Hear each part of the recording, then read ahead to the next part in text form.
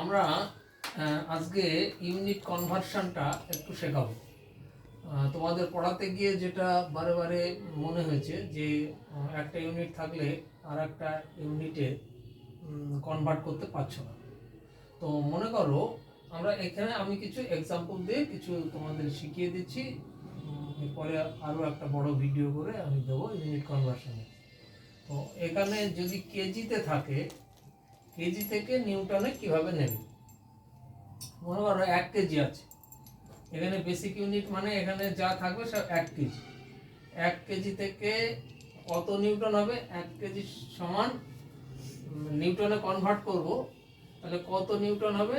10 Newton. 10 Newton. এখন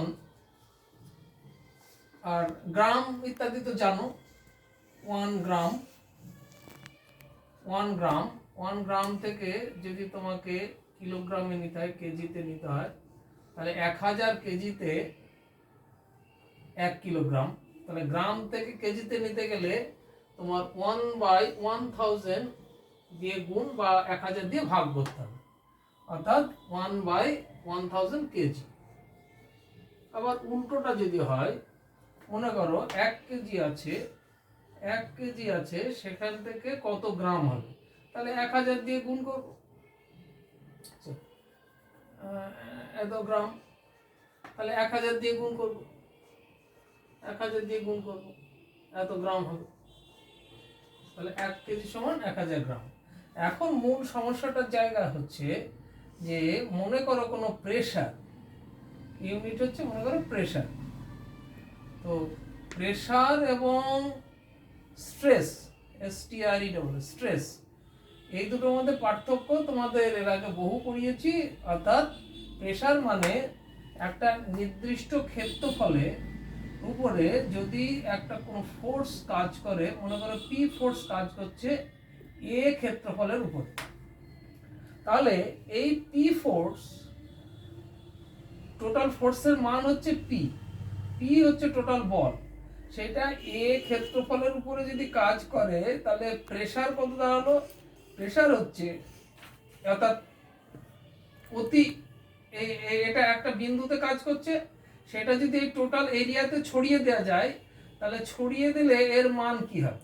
ছড়িয়ে দিলে মনে করো এর এই প্রেসারটা এরকম ছড়িয়ে যাবে, এরকম ছড়িয়ে যাবে, সমস্ত এরিয়ার উপরে ছড়িয়ে যাবে, সমস্ত এরিয়ার উপরে ছড়িয়ে যাবে। তো সেই ছড়িয়ে গেলে তখন তাকে আমরা বলবো প্রেসার। তো প্রেসার মনে করো কেজি পার মিলিমিটার স্কোয়ার আকারে দেওয়া আছে, তোমার ইউনিটে মিলিমিটার স্কোয়ার আকারে দেওয়া আছে।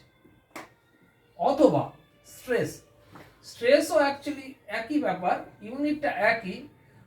স্ট্রেস আর প্রেসারের মধ্যে পার্থক্য কি?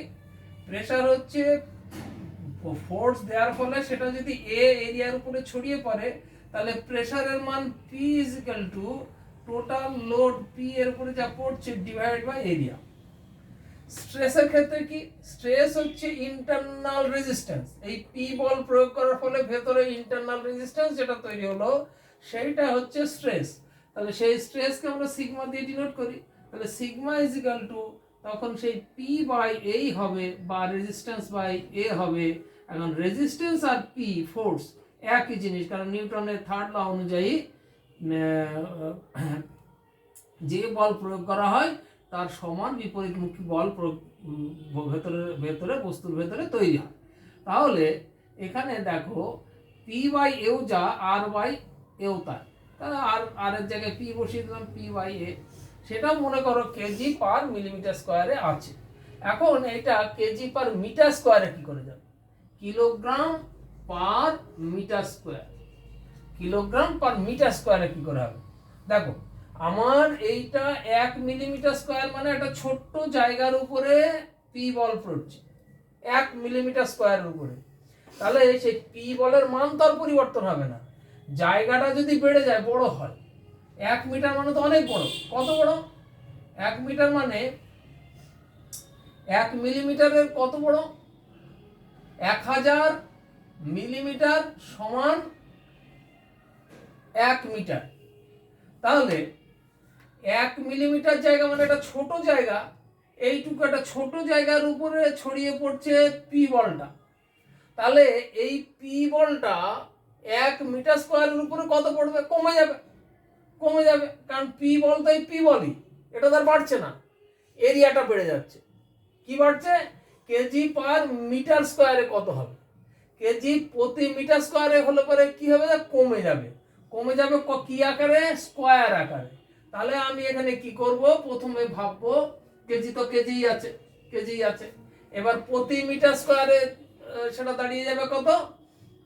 1 বাই, এই মিটার আর মিলিমিটারের সম্পর্ক কত? 1000। তাহলে 1000-এর বর্গ, এইটা যদি করো তাহলে সেটা দাঁড়াবে 1 কেজি পার মিটার স্কোয়ার।